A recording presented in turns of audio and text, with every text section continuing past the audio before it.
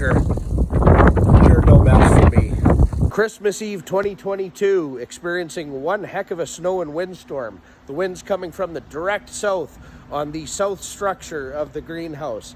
Important building tip for if you want buildings to last: hurricane tie absolutely everything. Tie it together with the polycarbonate sheeting or any sheeting as well. It's literally like dragging this building 60 kilometers an hour down the highway right now. People asked why I used polycarbonate instead of just poly. My first little greenhouse is still up in the trees out back. Santa's gonna have one heck of a time tonight.